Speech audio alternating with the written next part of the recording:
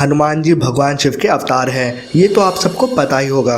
पर क्या आपको ये पता है कि भगवान शिव और हनुमान जी के बीच एक महाविनाशकारी युद्ध भी हुआ था। इस कथा का वर्णन हमें पद्म पुराण के पाताल खंड में मिलता है। तो मित्रों, आज हम आपको इसी कथा के बारे में बताएंगे। तो मित्रों, इंडियन हिडन माइथोलॉजी चैनल में आप सभी का स्वागत है। कथा को आरंभ करने से पहले हम आपसे विनती करते हैं, अगर आपने हमारे YouTube चैनल को अभी तक सब्सक्राइब नहीं किया है तो आप सबसे पहले हमारे YouTube चैनल को सब्सक्राइब करके बेल आइकन अवश्य दबाएं। तो चलिए कथा को प्रारंभ करते हैं।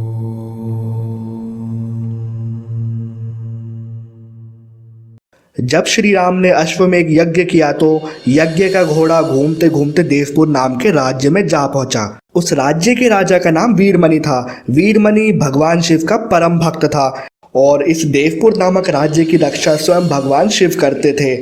जब वीरमणि के पुत्र रूपानंद ने जब यज्ञ का घोड़ा देखा तो उसे बंदी बना लिया। ये बात जब घोड़े की रक्षा कर रहे शत्रुघ्न को पता चली तो उन्होंने देवपुर पर आक्रमण कर दिया। शत्रुघ्न और राजा वीरमणि की सेना के बीच बहुत भयंकर युद्ध छिड़ गया और हनुमान जी भी वीरमणि की सेना का संहार करने लगे। श्री राम के भाई भरत के पुत्र पुष्कंद ने जब वीरमणि को घायल कर दिया तो उनकी सेना जान बचाकर भागने लगी। उसके बाद वीरमणि ने भगवान शिव का आह्वान किया। तब भगवान शिव प्रस्तुत हुए और वीरमणि की तरफ से स्वयं युद्ध भी किया। भगवान शिव को युद्ध करते देख शत्रुघ्न भी वहां आ गए और दोनों में काफी युद्ध हुआ। भगवान शिव ने वीरभद्र को पुष्कल से और नंदी को हनुमान जी से युद्ध करने को भेजा। वीरभद्र और पुष्कल का युद्ध 5 दिनों तक चला और अंत में वीरभद्र ने पुष्कल का वध कर दिया।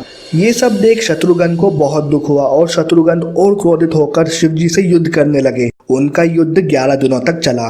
अंत में भगवान शिव के प्रहार से शत्रुघ्न की भी मृत्यु हो गई। ये देखकर हनुमान जी शिव जी से युद्ध करने लगे। तब हनुमान जी ने शिव जी से पूछा, आप तो राम भक्त हैं, तो आप हमसे युद्ध क्यों कर रहे हैं?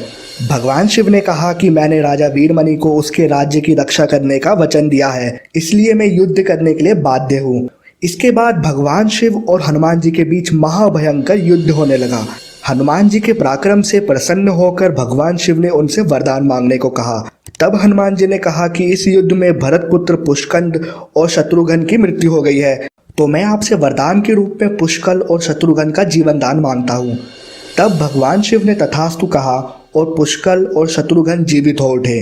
तब तक श्री राम भी वहां पहुंच चुके थे। श्री राम को देख भगवान शिव उनकी शरण में चले गए और भगवान शिव ने वीरमणि से भी श्री राम के शरण में आने को कहकर युद्ध समाप्त करने को कहा। उसके बाद वीरमणि ने यज्ञ का घोड़ा श्री राम को वापस कर दिया। इस प्रकार वो युद्ध समाप्त हो गया।